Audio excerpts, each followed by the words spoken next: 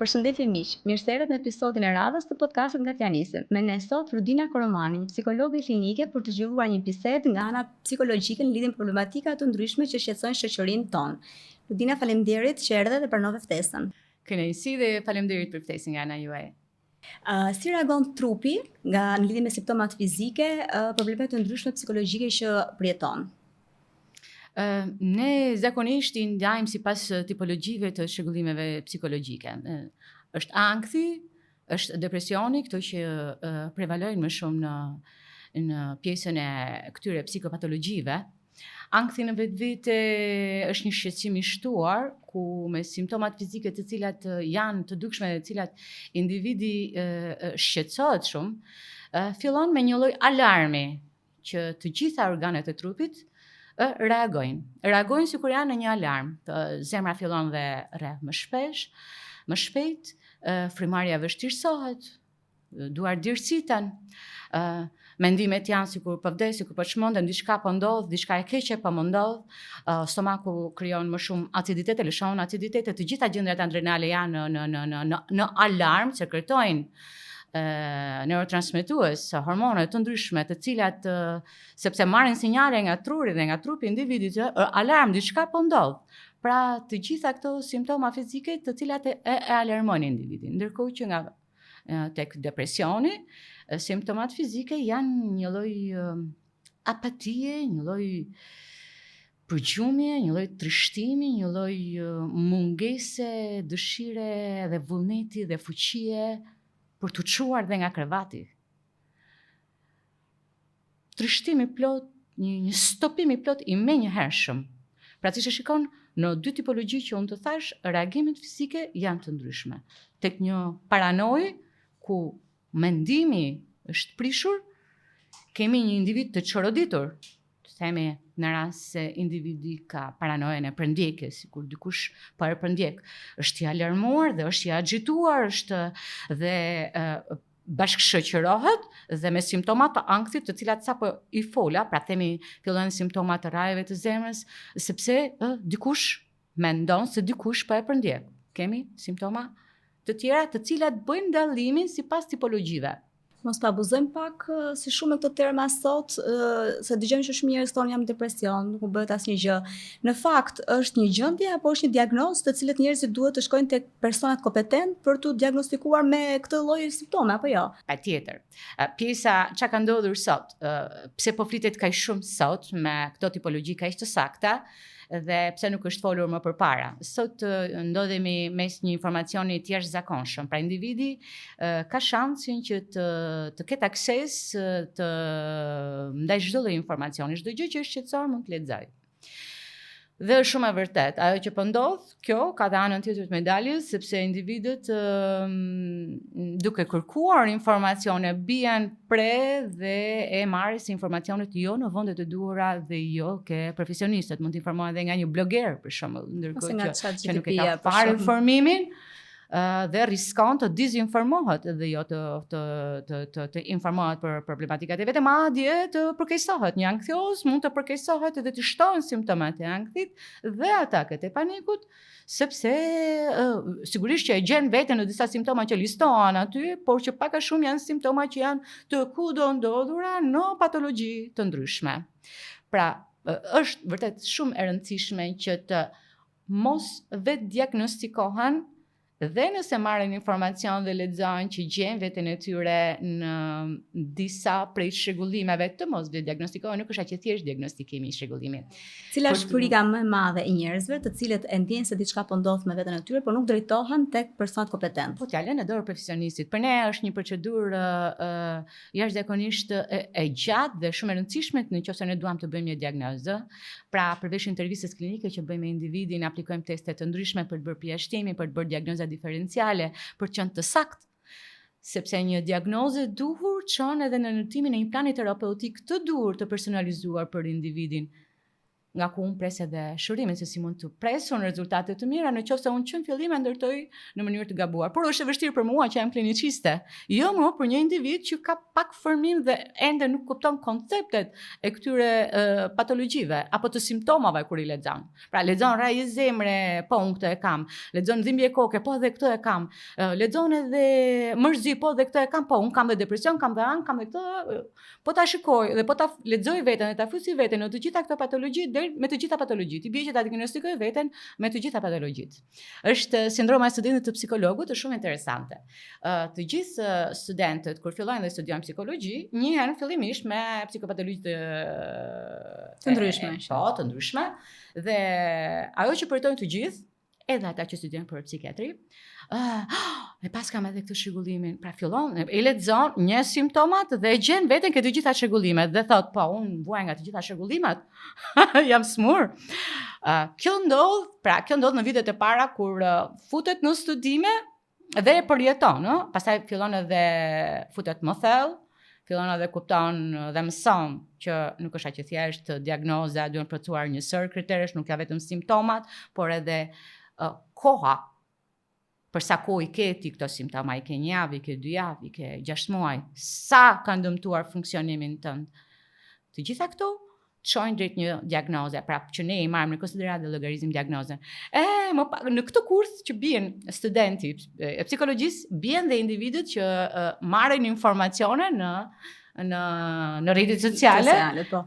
Po një psikolog si shëron veten? Në atë aspekt, si e shëron? Shkon tek psikologët e tjerë apo ka aftësi që me dijen që ka? Vazhdimisht e theksoj.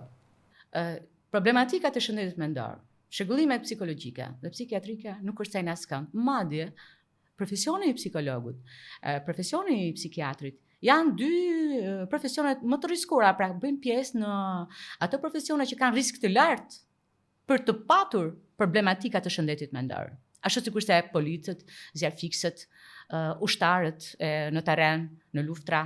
Pra janë disa profesione që janë të predispozuara për të përjetuar trauma. Dhe sigurisht si gjithë të tjerët, edhe këta individ do kërkojnë individ në specialistë të tjerë. Pa diskutim. Këto problematika nuk kërcejnë askënd. Askënd. Kush janë problematikat më të shpeshta që njerëzit vinë të trokasin në derën tuaj? Pa diskutim, ankthi dhe depresioni. 90% janë problematikat e ankthit, në vend të dytë depresioni dhe në vend të tretë shëgullimet e mendimit, deluzionet, paranojat, të cilet janë bërë shumë shqetësuese, sidomos në muajt e verës, bëhen shumë shqetësuese sepse rritet rëndohet gjendja e këtyre individëve. Sipas studimeve, gratë preken më shumë nga këto probleme psikologjike. Si shpjegohet kjo?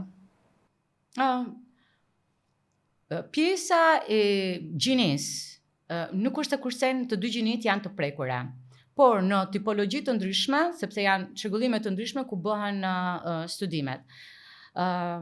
Mund të kemi prevalencë diku më të lartë femrat, diku më pak meshkujt. Në rastin e depresionit për shembull kemi më shumë raste të meshkujve.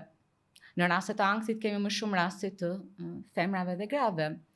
Pra, duke qenë se shumëllishmëria e çrregullimeve është shumë e madhe, dhe për mua unë mendoj që edhe pjesa se më shumë gratë apo më shumë meshkujt nuk bën shumë diferencë të madhe, por ajo që mund të them është që ndoshta sepse dhe femrat marrin shumë përgjegjësi e ngarkojnë veten më shumë, sepse dalin ato më shumë të çrregullimet e ankthit. Edhe fakti që marrin më shumë përgjegjësi dhe kanë më shumë ngarkesë, kjo i çon drejt një çrregullimi, pra prishet kjo pjesa e ekuilibrit në që e kemi perfekte për gjatë lindjes edhe gjatë zhvillimit, por që diku vetë individi e prish në mënyrë të pavetëdijshme këtë ekuilibër perfekt të krijuar në mënyrë të pavetëdijshme, duke marrë përgjegjësira ta bëj dhe këtë. Sigurisht në kërkim për të rregulluar dhe për të bërë më të bukur jetën e vet, por papritur e gjen veten të çakorduar dhe me problematika të cilat s'po i ka dot në kontroll, as veten apo mendimet apo sjelljet apo emocionet caktuara. Shikon veten jashtë kontrollit në momente të caktuara.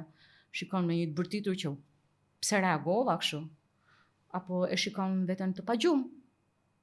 apo e shef veten me sjellje, mund të bëj një sjellje të cilat nuk e ka për zakon që mund ta bëjë në përditshmërinë e vet, apo kur është i qetë. Pra të gjitha këto, po rrjetet sociale ose krahasimet të tjera ndikon në prishjen e kësaj balance? pa diskutim. Pse flitet kaq shumë për një stil të shëndetshëm të jetesës? Kudo. Flitet pikërisht sepse është shumë e rëndësishme në impaktin që ka në shëndetin fizik dhe në shëndetin psikologjik të individit, në terma afatshkurtër dhe në terma afatgjatë. Marrëdhëniet sociale janë shumë të rëndësishme. Izolimi sjell gjithmonë problematika.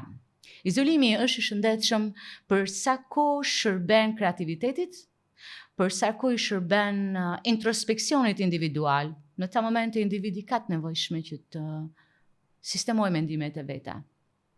Dhe i duhet kohë. Dhe po, në këto momente vetmia është shumë e bukur dhe shumë e vlefshme.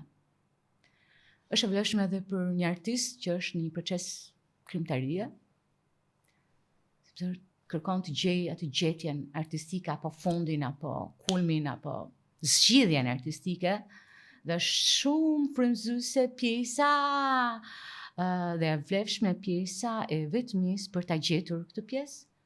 Por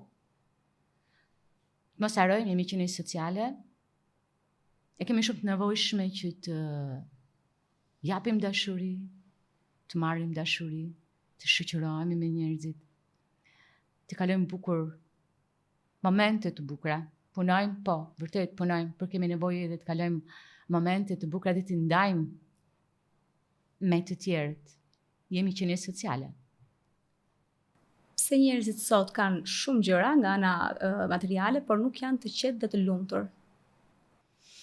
Mendoj se i është dhënë shumë rëndësi kësaj pjesës materiale, po vrapojnë të gjithë drejt kësaj pjesës materiale, edhe pa dashur harrojnë të pjesën se sa rëndësishme është pjesa e mirëqenies së vetes. Pra nuk kanë luksin të merren me veten. Jo, është luks të merresh me veten. Ke shkollë të merresh me veten. Dikush thotë më duhet të paguaj faturat. Dikush thotë më duhet të rris fëmijët sepse un kam projektuar që fëmijën tim ta çoj këtu dhe un do ta arrij këtë qëllim dhe kjo është më e rëndësishme se sa vetja ime. Dhe unë sakrifikoj veten time dhe gjumin tim dhe gjithçka për hir të fëmijës tim që un ta shikoj të realizuar, sepse un kam vuajtur shumë, nuk realizova ëndrrën time, por të fëmijës tim un do ta realizoj dhe sakrifikon veten e vet. Dikush tjetër, diçka tjetër, ta kem dhe këtë. Por ne s'lodhemi asnjëherë për ta sjellë gjithmonë në vëmendje.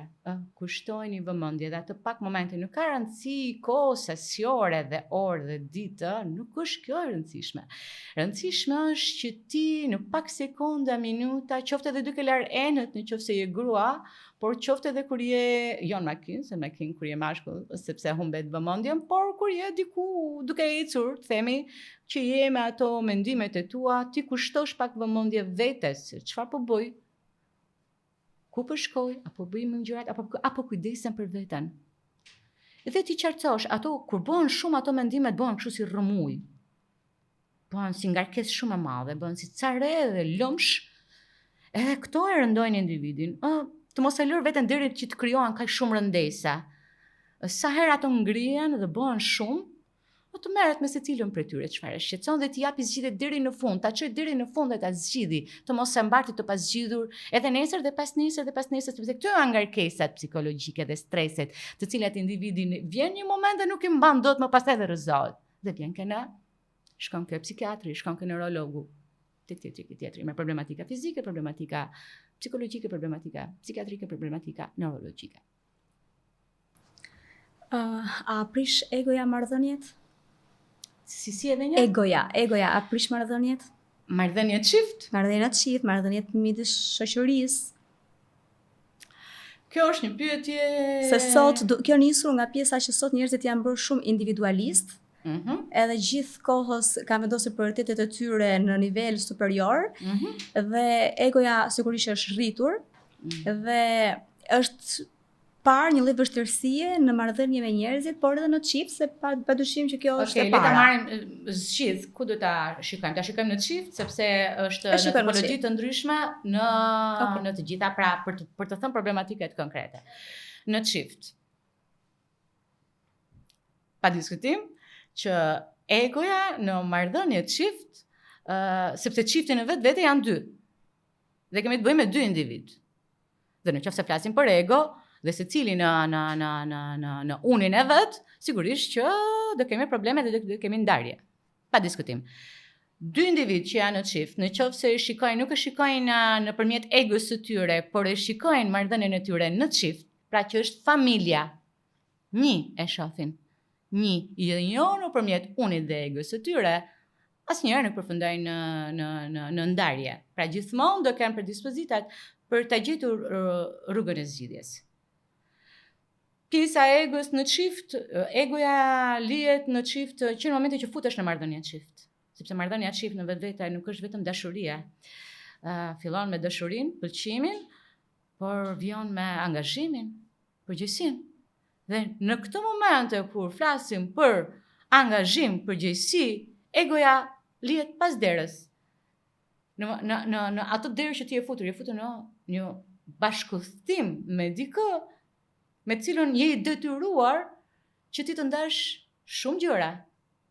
Përgjegjësitë, detyrimet, dashuritë, besimin, respektin, planet, shumë gjëra. Si të mësojmë të falim veten dhe të tjerët, po ashtu. Së pari, pjesa e individëve që kanë probleme me faljen janë pikërisht pjesa e egos që dhëm. Ne nuk falim sepse është egoja që dhëm. Pse ma bëre mua këtë, si mi more këto vitet, mua. Në fakt, po të hym thellë, në atë askush nuk ti mori, vitet e tua kanë qenë, por në vetvete individi, duke qenë se është egoist, mbas një ndarje, si të besova, harxova vitet më të bukura të jetës time me ty, përfundon dhe thot të frazat, zakonisht femrat.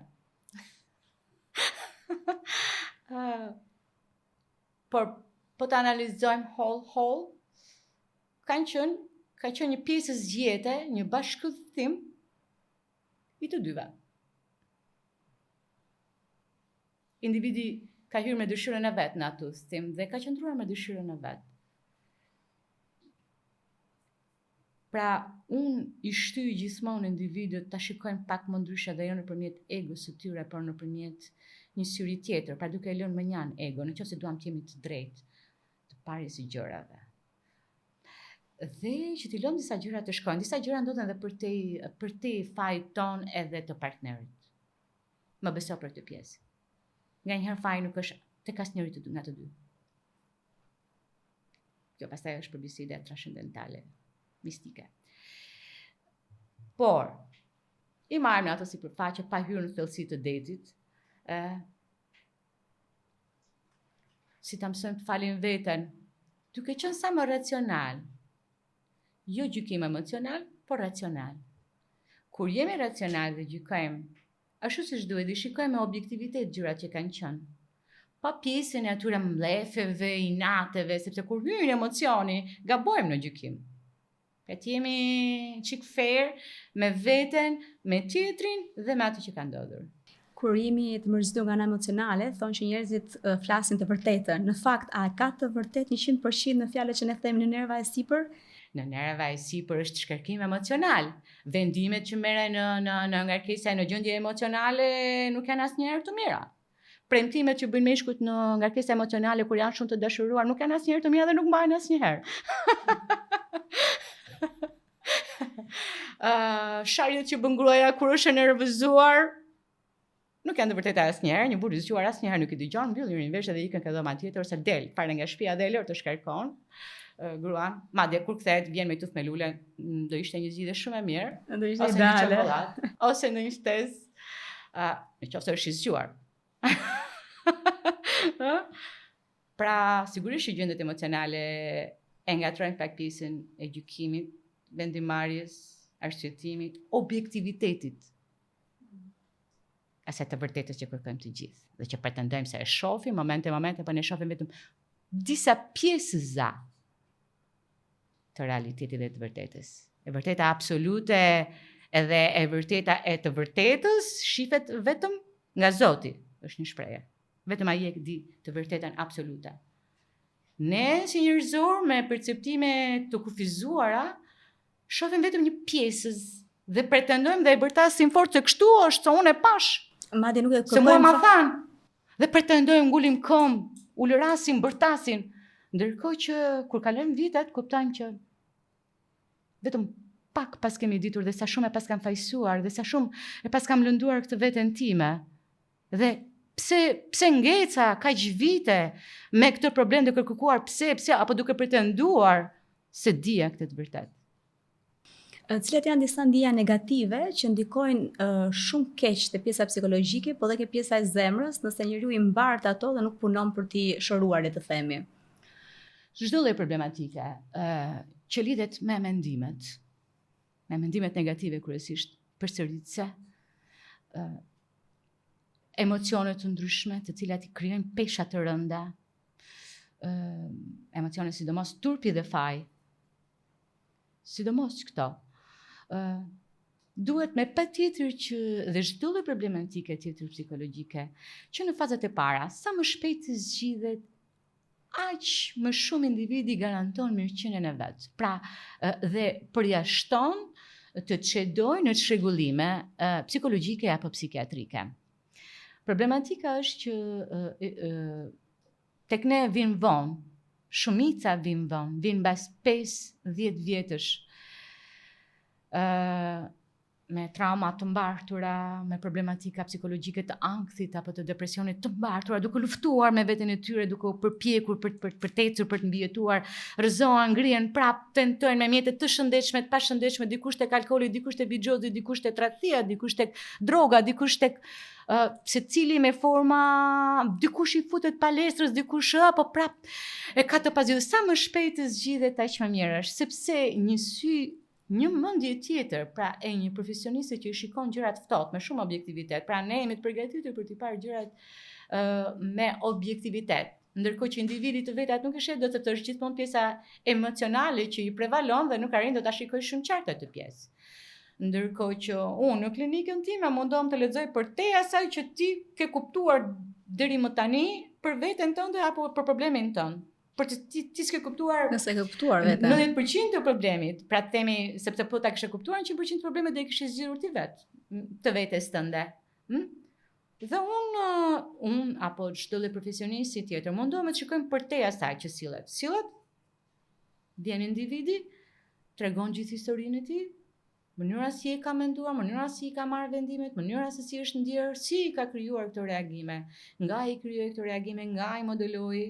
Që ne marrim konsiderat pjesën, marrim analizën shëndetësore, marrim gjithë historikun jetësor, marrim mënyrën se si është edukuar apo rritur në familje, si ka pasur në veprimin me shokët dhe shoqet, si ka qenë pjesa shkollore, si ka qenë pjesa adoleshencës, çfarë ngjarje ka ndikuar në jetën e tij, sa ngjarje negative kanë qenë dhe kanë lënë impakt në jetën e këtij individi që merr këto vendime sot të shëndetshme apo të pashëndetshme, po sigurisht të pashëndetshme. Për sa kohë vjen ke ne, do të thotë që ka gabuar diku, dhe më pas nxjerrim ato përfundimet që i nxjerrim në sipërfaqe ku vetë individi i shef. Shikoj se neve nuk zgjidhim asnjë gjë, nuk është i tregojmë individit kjo është zgjidhja. Vetë individi shef problematikat e vetë në momentin që dalin gjatë psikoterapisë teksa fliten në formë profesionale dhe teksa aplikohen teknika që përdoren këne të ndryshme psikoterapeutike, pikërisht për këtë problem, pra për të parë gjërat nga një këndvështrim tjetër dhe për të dalë problematika me qëllimin e zgjedhjes së tyre.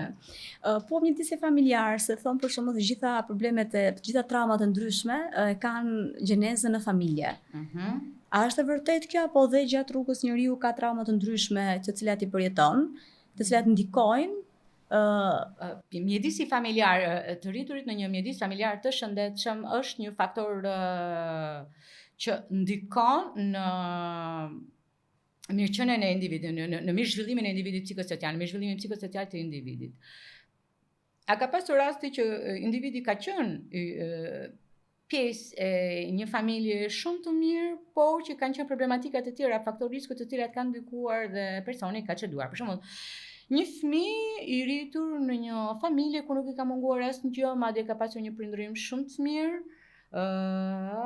në momentin që është në periudhën e adoleshencës, çedon sepse mund të bjerë pre e një shoqërie jo të mirë, ku është ai momenti ku grupi bëhet më i rëndësishëm se familja dhe fëmia po shkëputet nga prindi, ja ku këtu shoqëria del faktor risku dhe familja zbehet. Është e pamundur që ka pasur raste të tilla plot. Ashtu sikur se ka pasur raste që janë rritur fëmijë në familje me problematika dhe nuk kanë pasur kur probleme. Pra ju të gjithë individët, kur merren dhe ne diskutojmë si faktor risku apo faktor mbështetës, një familje me probleme apo një familje e mirë apo shoqëria, të gjitha këto i marrim sepse kanë ndikuar negativisht shumë fort dhe janë bërë shumë, sepse janë gjithmonë shumë faktorë që ndikojnë kur kemi të bëjmë me një problem. Nuk është asnjëherë një problem. Janë faktorët e personalitetit. Çdo individ vjen me një personalitet të caktuar në klinikë.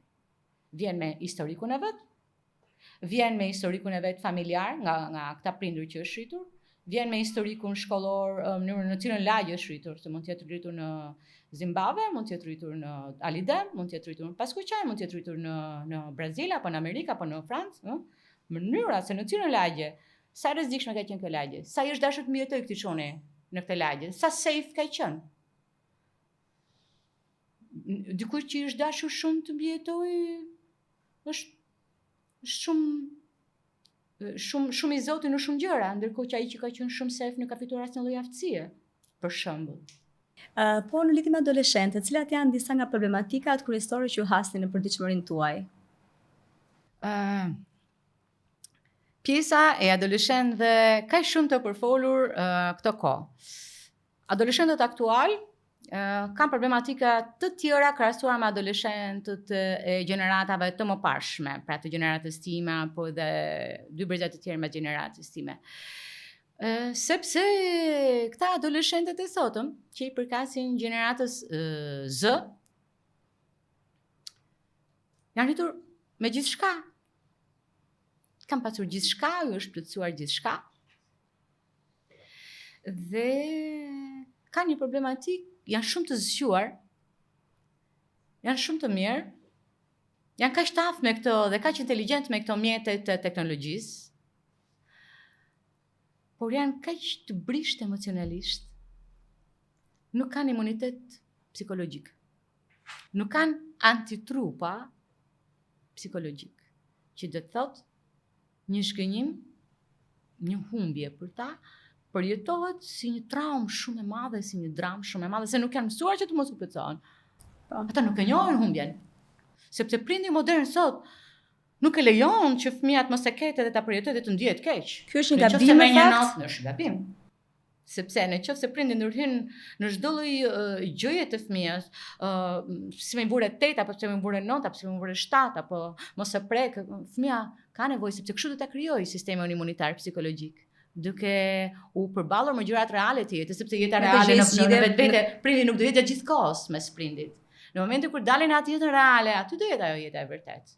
Me dështime, me shkënjime, me gjuajtje etike pas shpine, me shtrime. Ky është i vetmi problem, pra janë shumë të brisht, vinë me problematika të ankthit, të depresionit, me reagime të jashtëzakonshme për problematika shumë të vogla, me simptoma të vetprerjes, me simptoma të suicidit që në dashurinë e parë, kërkojnë që të vrasin veten, sepse ndahen, zakonisht dashuritë e para, këto platoniket, krashet, e pash më pa, e kam krash, e pastaj më la dhe unë dua të vdes sot në rrjetet sociale që kanë filluar në mosha shumë të vogla, në fakt është ulur dhe numri i përdorimit, pra mosha e përdorimit të rrjeteve sociale nga të rinjt sot, kështu që besoj që është akoma edhe më shumë në rritje, zhgënjimet që mund të hasin, se nuk e kanë atë idenë e në praktik, po e kanë gjithmonë në rrjetet sociale, i shkruajnë njëri tjetrin në rrjetet sociale. Po, ka një komunikim ndryshe, pra temi ka stilin e tyre, ka po krijojnë gjeneratat adoleshentët virtuale totalisht. Adoleshentët aktual kanë një mënyrë komunikimi ndryshe nga ne, pra temi komunikojnë shumë virtualisht me njëri tjetrin, shikojnë shumë lidhur me sjellje të caktuara, por çdo gjë që duan të bëjnë ato shikojnë templete. Pra duan të shkojnë në një drek për herë të parë, nëse do shkojnë për drek për herë të parë, ato shikojnë në YouTube se si shkohet në drek për herë të parë, sepse ka templete se si shkohet për drek në drek për herë të parë. Modele të gatshme, pa kreativitet, po. Po, janë të mirë informuar dhe kanë kaq shumë problem se mos bëjnë figurë të keqe, jashmase, dhe kjo lidhet me këtë vulnerabilitetin emocional për cilën unë fola, e cila vjen nga ky prindërim që i ka mundësuar gjithçka dhe nuk ka asgjë të keqe, thjesht do vonohet pak më shumë pjesa e maturimit dhe pjekurisë, të cilët do t'i duhet secilit çdo fëmijë, do t'i duhet sado prindit mundohet që t'ia shtrojë, t'ia bëjë gjërat gati. Do vi një moshë që fëmia do t'i mësoj vet, pra do mësoj dhe dhimbjen, do mësoj dhe trishtimin, dhe zhgënjimin, dhe ndarjen. Dhe ato thikat pas shpine nga shoqëria apo nga partneri, të gjitha do t'i mësoj. Thjesht është çështje kohe që do shtyhet pak më shumë. Maturimi vonon pak më shumë. Pra nëse ne jemi maturuar 18, 20, 22, tek këta 28, 30 presupozohet që të përfundoj. Nga ana tjetër, duke qenë se ne si prindër i plotësojmë shumë gjëra materiale, sot fëmijët nuk ke çfarë t'i kënaqesh më. E shikoni këtë problematik ju? Po, por janë prindrit ata, disa prindër inteligjent kanë ditur që ta shfrytëzojnë mirë dhe pjesën materiale, pra duke luajtur me trendet e kohës. Pra të shfrytëzohen trendet e kohës me qëllim që ti e shfrytëzosh për mirë edukimin e fëmijës tënd. Pra nëse fëmia jote ti kërkon ty një palë aklete të modës së fundit të cilat i ka parë diku apo janë bërë në modë në shkollën e tij apo në rrethin e tij shoqëror, të bëhet virale diçka, do pa diskutim që ti si prind që do t'i blesh. Se shmandim dot. Por të paktën të përdoret zgjuarësia dhe të shfrytëzohet kjo dëshirë kaq e fortë e fëmijës për të bërë një rregullim në sjellje. Pra, nëse ti kërkon një performancë akademike më të mirë të fëmijës, një thua nëse ti vendos një target, nëse ti merr këtë notë dhe mbyll me këtë notë, unë do t'i marr mbas kaq muajsh ose mbas kaq kohësh. Ose unë do t'i marr nëse ti bën këtë, nuk e bën më këtë sjellje. Pra në formë o shpërblimi ose në formë ndëshkimi për të eliminuar një sjellje që prindi nuk e do. Sepse fëmia është në këtë fazë zhvillimi, është në kërkim, është në kërkim të identitetit të tij në të gjitha dimensionet. Por është i manipulueshëm. Pra ashtu sikurse i përdor të gjitha format për të manipuluar prindin, për të realizuar gjërat që do, gënjen shumë, tenton forma të ndryshme manipulimi, adoleshenti flasim, i eksperimenton të gjitha. Por prindi do të jetë gjithmonë dy hapa para, pra që do të jetë më manipulues, nëse fëmia është manipulues, unë jam, pra ti bëj të ditur që unë jam 2 herë më shumë se ty. Nëse gënjen, ti bëj të ditur që unë jam 2 herë apo 3 herë më shumë se ty, në kuptimin metaforik simbolik, që për t'i paraprirë dhe për t'i dhënë mesazhin fëmijës që unë ta kuptova këtë gjë, por nëse ti dëshiron që ta kesh këtë gjë që dëshiron kaq shumë, duhet të bësh këtë. Këtu është pjesa e autoritetit që prindi nuk do të humbasë asnjëherë me fëmijën adoleshent. Ky është momenti që shumë prindër çedojnë. Shumica e prindërve lidhin autoritetin me pjesën e ndëshkimit. Jo. Edhe deri në çfarë limiti duhet të jetë ndëshkimi i fëmijës që mos të çojë në këto problematika të ndryshme psikologjike pastaj. Nëse flasim për autoritativin, atë prindin ndërshkues me rrip pantalonash të bërtitura izolim total, ai është ajo autoritativi i viteve 50-60. Dhe ky liberali modern sot janë 2 ekstreme. Prindrimi perfekt, themi ideal, do ishte mes këtyre të dyjave. Pra fëmia të kuptohen nevojat e fëmijës, të dëgjohet fëmia, por pa diskutim nuk mund të kemi edukim pa ndëshkim dhe shpërblim. Forma që zgjedhim për ndëshkim dhe shpërblim, Asesi nuk mund të jetë vetëm materiale. Pra themi është vetë gabimi i prindërve që abuzojnë me pjesën materiale dhe më pas nuk di si dalin sepse bien në këtë kurtin, sepse të mirat materiale nuk përfundojnë kurrë. Po. Por ka prindër shumë të zgjuar të cilët operojnë me ndëshkim shpërblime fantastike, ato që lidhen me dëshirat e fëmijës. Pra dëshirat e fëmijës nuk janë gjitha materiale. Dëshirat e fëmijës lidhen me vende të ndryshme, dëshirat e fëmijës lidhen edhe me pjesën e fëmia kërkon që dua të kemi dalje familjare për darkë, një herë në javë ose një herë në muaj. Pra ka fëmijë që i kërkojnë këto gjëra. I kërkojnë sepse duan që të kalojnë kohë cilësore me prindërit e tyre dhe të ndjehen të dëgjuar nga prindërit e tyre. Ndoshta kjo është një problematika më të mëdha që edhe fëmijët sot kanë për shkak edhe të angazhimeve dhe të punëve të ndryshme që prindërit kanë, që mundojnë të plotësojnë nga ana materiale, po ama janë në mungesë, por nuk janë në prezent me kohë cilësore. Ndoshta edhe me kohë fizike, por flasim në shumë se raste me kohë cilësore. Dhe të poskuptuarit të fëmijës të nevojave që ai ka. Patjetër. Por ka dhe nga ata që janë shumë të angazhuar dhe mjafton që ato pak minuta i kanë cilësore shumë të mira dhe merren vesh shumë mirë dhe janë për të vlerësuar, ashtu sikur se ka dhe nga ata të cilët mund të jenë gjithë ditën në shtëpi me fëmijën dhe absolutisht nuk kuptojnë asgjë nga nevojat e ose përkundrazi, nga që nuk kanë realizuar ndoshta edhe veten, të gjitha të pjesën e boshillikut të tyre ja transmetojnë fëmijës, ndosht edhe kjo? Në forma të pakënaqësisë që kanë me jetën dhe me veten e tyre?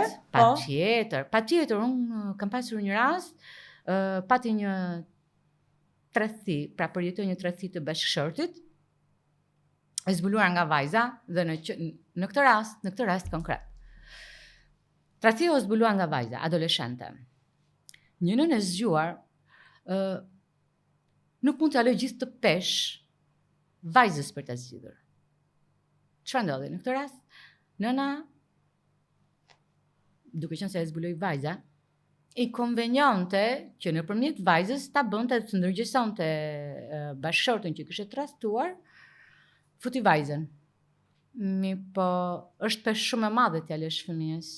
Këtë ngarkesë që të takon ty, do ta heqësh ti këtë pjesë, është detyra jote që ta zgjidhësh me partnerin tënd.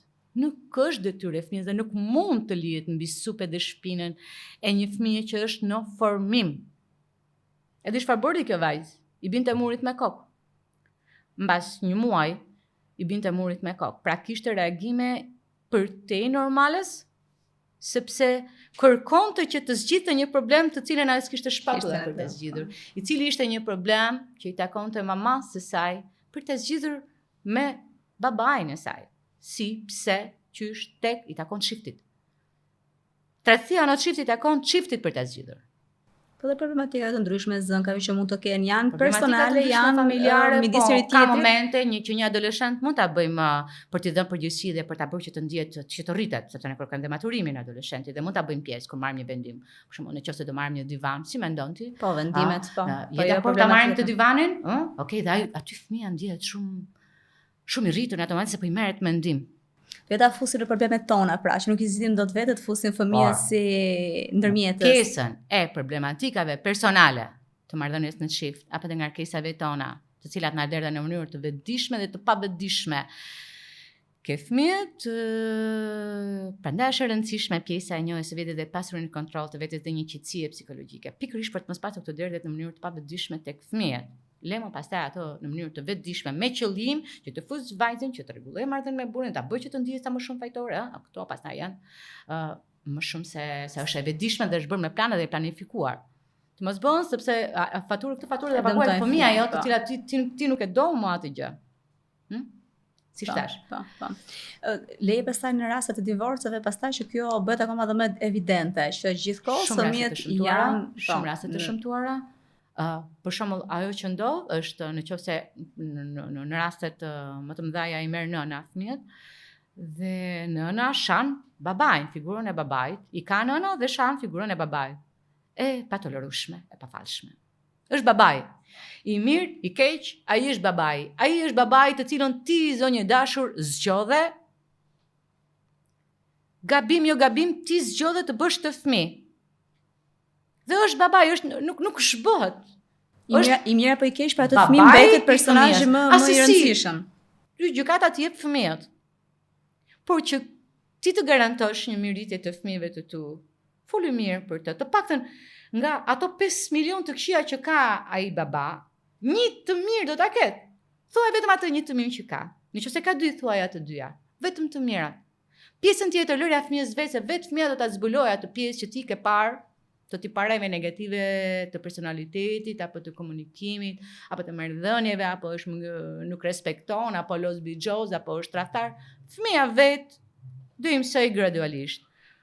Por ato dy gjëra të mira me cilat ti je dashuruar dhe të cilat ti dikur e ke dashur, fakti që të paktën ruaj ato dy elemente të mira dhe cili është synimi, mirëqenia e fëmijës. Mirëqenia dhe garantimi me zhvillimit psikosocial të fëmijës. Nuk mund ta shash figurën e babait, ndryshe ky fëmijë si do rritet pa figurën e babait? Figura e babait në vetvete është simbolike, për cilën Freud ka folur shumë, sepse është shumë e rëndësishme. Ka nevojë fëmia për figurën e babait, për imazhin e babait, në të gjitha dimensionet, vetëm si imazh. Dhe kjo figurë vjen nga nëna. Në qoftë se nga nëna vjen me një respekt shumë të madh, fëmia rritet krenar për figurën e babait vet. Dhe pa e pasur fare. Është nëna e zgjuar. Mënyra se si e transmeton ky fëmia dhe ai fëmijë rritet shumë i lumtur. Shumë e rëndësishme kjo. Për ato gra që kanë përjetuar këtë proces dhe ndodhen në këtë proces. Asnjëherë të mos e shkatrojnë atë figurë. Është e rëndësishme për fëmijën. E rëndësishme vetëm për fëmijën, por edhe për veten tek e fundit. Pa diskutim, sepse në qoftë se jemi në terma sepse për mirëzhvillimin e fëmijës, si do duhet takosh me të për të marrë vendime të ndryshme, që do ishte më e mira në fakt, sepse disa thon fjalën e fundit sa as nuk lëm vend vetes për të takuar për të marrë një vendim të Përsëri, tyre. i mbyllin si marrëdhënie. Prandaj është shumë e rëndësishme që të mos thuhet kjo fjala e fundit. Kur është bërë një pjesë e rrugtimit dhe kur kanë mbetur dhe frytet e dashurisë rrugës pra fëmijën. Asnjëherë nuk duhet të thënë fjala e fundit të mbahen disa fije me qëllim për të marrë vendime të mira për mirëqenien e fëmijës. E vërtetë është. Rudina, si lidhet pjesa psikologjisë me teologjinë? Lidhet shumë në fakt, sepse gjendje të ndryshme të individit, çdo individ në momente të tjera më të vështira,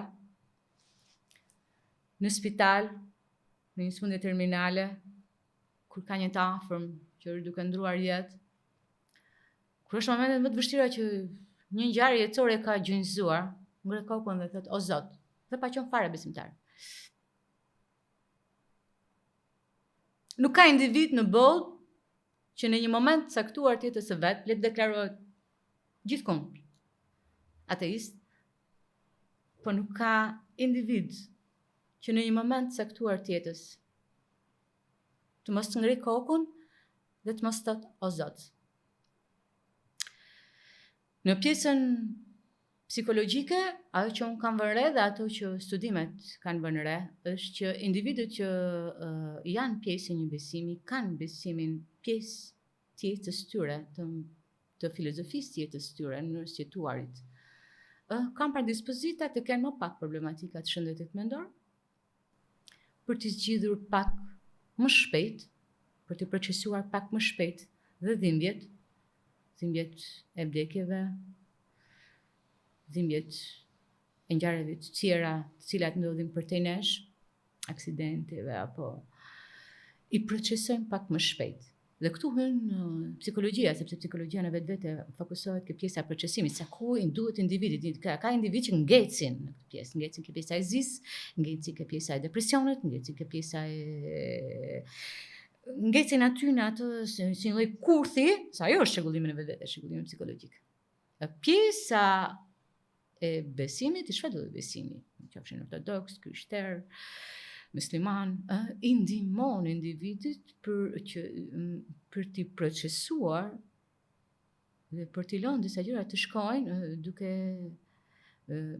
i quajtur pjesë të fatit apo të kismetit apo e shkruar në çdo tip, ose në vetvete duke lënë atë dhimbje duke në lutjet që bën çdo darkë krijuesit të tij. Dhe ne në vetë nuk e mban këtu, që i ngarkohet, e shkarkon, e lë lart të çon, e shqirohet. Po ta lë ty o Zot. Lehtësohet.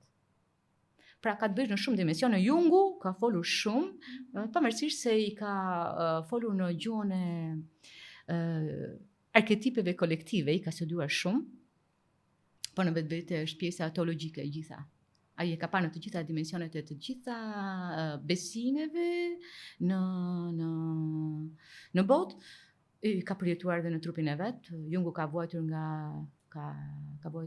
i ka përjetuar ngjarjet e luftës së dytë botërore, i ka përjetuar, i ka parë, pra ka pasur vizione, imazhe të cilat shërbyen për një teori shumë të bukur të cilën e ngriti më vonë. Carl Jung, cilën unë e dua shumë, Freudin, Jungun, gjitha. Një besimtar, a mund të ketë probleme psikologjike? Pa diskutim. Unë vetë personalisht kam pasur disa raste të besimeve të ndryshme me problematika kryesisht të ankthit dhe me tipologjinë obsesiv-kompulsive. Siç e thash, çrregullimet psikologjike nuk kushtojnë askënd. Kur unë them pjesën që nuk kushtojnë as psikologët që kanë përgatitje në mënyrën se si ndodhin çrregullimet edhe si duhet të reagojnë për të dalë, në mënyrë të pavetdijshme janë shumë individ që bien. Për shembull, të them rastin e një çrregullimi ankthi të një besimtari në Amerikë. Ritmet e punës në Amerikë janë ndryshe nga këtu tek ne. Kushtet e punës, sa ishte picajor, kishte rënë në çrregullim ankthi deri në izolim të plot, pra kishte lënë punën në izolim të plot, atak e paniku, mendimi se diçka e keqe do më ndodhi, do vdes, me reagime të menjëhershme kompulsive të zemrës. Por ajo që ndodhi me këtë individ besimtar musliman, i falte të 5 vaktet ishte musliman, që më bën diferencë mua me klientët të tjerë, me të njëjtat simptoma, dhe pse është e rëndësishme pjesa e besimit në disa individ, ishte sepse ky individ dole nga çrregullimi i ankthit me tresanca online, sepse kishte tipare personalitete shumë të mira. Pra, çdo gjë që unë i thoja në terapi i bënte 90%, sepse ne japim shumë detyra, duhet bësh këtë, duhet bësh këtë, e gjitha përgjithsisht thon po nuk bëjnë asgjë dhe ndryshimi nuk vjen. Me një përpikmëri të jashtëzakonshme. Pse kishte rënë ky në këtë çrregullim, kishte rënë kushtet e punës intensive, jo të mira, me orare të zgjatura, me kërkesa të vazhdueshme nga punëdhënësi, e kishin çuar në këtë çrregullim të ankthit, pa një shqetësim i shtuar dhe jashtë kontrollit, si edhe jashtë kontrollit me atake paniku dhe me çrregullim ankthi. Raste të rënda që vijnë nga besimet, kemi raste OCD-sh, pra të individëve më të rëndat, të mbyllur në banjo dhe që nuk dalin nga banjoja. Pra të ngecur në neurozën e tyre, fillimisht për të marrë abdes, e më pas, duke mos e kontrolluar dot veten, duke bërë dhe faljet aty, e duke ngecur brenda kësaj neuroze, duke u shkëputur nga realiteti deri në episode psikotike. Sigurisht që këto kanë edhe elemente të tjera të cilat shkenca e psikologjisë nuk mund të shkojë përtej disa çështje dhe për të interpretuar dhe për të zbërthyer disa çështje, dhe sigurisht që në ambientet e specialistëve të kësaj fushë mund të jepen zgjidhje nga më të ndryshmet apo shpjegime nga më të ndryshmet, por edhe në nivelin kulturor popullor. Megjithatë, ajo që unë dua të theksoj është që problematikat e shëndetit mendor nuk kursejnë askënd, por ajo që unë kam vëre është që besimi, jo vetëm unë, por edhe studimet, besimi ndihmon për për të rikuperuar, që individi të rikuperoj, të arritë të rikuperoj. A ka dhe raste që kanë qenë të pashpresa edhe në raste të besimtarëve me episode psikotike? Po, pa diskutim fatkeqësisht, po, ka pasur dhe raste të cilat çuditërisht nuk marrin zgjidhje as në ambientet tona klinike, as në ambientet psikiatrike, as në ato fetare. Fatkeqësisht. Ja që pjesa e këtyre problematikave është e shumashme, vërtet janë zbuluar shumë faktor risku, por jo gjithçka është zbuluar dhe kuptuar, për të kuptuar se si arrin që ta mbërthejnë qenien njerëzore apo ta çojnë edhe jashtë një realiteti tjetër nga realiteti që është, ku funksionon. Është vërtet. Rudina, për ta mbyllur, si mund të dallojë një person të mirë nga një person jo të mirë? Kjo është një kërkesë që e kemi të gjithë, pra ne dalim çdo ditë për të funksionuar, për të jetuar, për të punuar, e kërkojmë që të jemi të shoqëruar nga njerëz të mirë. Pavarësisht se secili nga ne ka të zhgënjime të momente, gjendemi të zhgënjur nga një mik apo një mikesh, apo një partner tradhtar, apo një mikesh që na ka përfolur, na ka nxjerrë një sekret, apo një mik që ka nxjerrë që ka bërë një parapasken të një shitje të një aseti, të një pasurie që detaji i ka ditur vetëm ai, pra të themi padrejtësira të kësaj natyre. Dhe është shumë rëndësishme një kërkesë që e kemi të gjithë dhe vuajmë të gjithë. Por ajo që unë mund të them nga pikpamja psikologjike, duke risjellë dhe Freudin, pavarësisht se Freudi është keq lexuar dhe keq kuptuar, nga shumë sepse nuk arrin të lexohet, ta duhet të dish ta lexosh Freudin. Dhe të kesh formimin e duhur për ta lexuar Freudin dhe për ta kuptuar Freudin. Ai thotë një gjë shumë të bukur. Sa më perfekt të duket individi nga jashtë, në ca sjellje kështu, shumë i komunikueshëm, shumë i sjellshëm me këto përshëndetjet në ditë me mbrëmje, na duket në pamje të parë duket si personi perfekt. Aq më shumë demon fshihen mbas këtij personi kaq shumë perfekt, thotë Freudi. Dhe dije që ndihma në momentet të vështira aty do të vi nga i ashpri, nga ajo ashpra, nga ai që ke gjykuar dhe paragjykuar dje, nga ngjyra apo nga besimi, apo nga niveli intelektual, apo nga niveli financiar. Nga këta do të vi ndihma, nga këto jo perfekt, nga këta që kanë këto probleme, këto vecet, apo se pinë. Ndihma do të vi nga këta, jo nga këta perfektet. Pra të mos gënjehemi nga pamja jashtme. Tregojmë pak më të vëmendshëm të futemi dhe shikojmë brendësinë e individit. Nëse duam të shikojmë se sa i mirë është një individ, ta shikojmë ato gjërat e vogla. Në gjërat e vogla, jo në këtë pjesën e më tha mirë dita apo s'më tha mirë dita. Sa mirë mbrëma apo sa mirë mbrëma. I shkova apo s'më erdhi. Apo paragjykimet ndaj ngjyrës, racave, anës financiare, apo nivel intelektual. Jo domosdoshmërisht, një intelektual është një person i mirë. Absolutisht.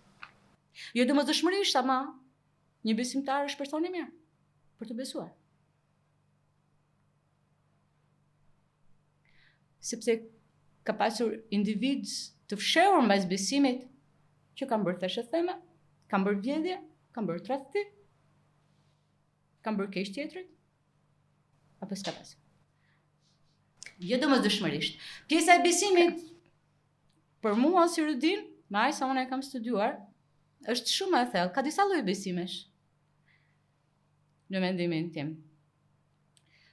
Ka besim te krijuesi sepse e dua sepse më ka krijuar këtë botë kaq të bukur dhe më ka krijuar mua, ka krijuar prindërit e mi, paraardhësit e mi. Besim që ka dashurinë në koncept dhe në thelb. Ka besim nga interesi. Të besoj që të kem, besim tregtar, quhet kjo. Ka besim nga frika, besim frikacakësh. Besoj se si dihet ka i Zot, domethënë se si dihet nga frika. Në vetvete e shikon se sa tipologji të ndryshme ka, pra ti nuk mund ta përfshim pjesën e besimit vetëm me një këndvështrim. Në vetvete kur futemi thellë brenda këtyre tipologjive ka shumë tipologji të tjera, arsye se pse, si, nga ndërtuan besimin, si e ndërtuan këtë besim, pse e besojnë. Këto bëjnë diferencën pastaj. Dhe për të kuptuar, është një person i mirë apo është një person i keq.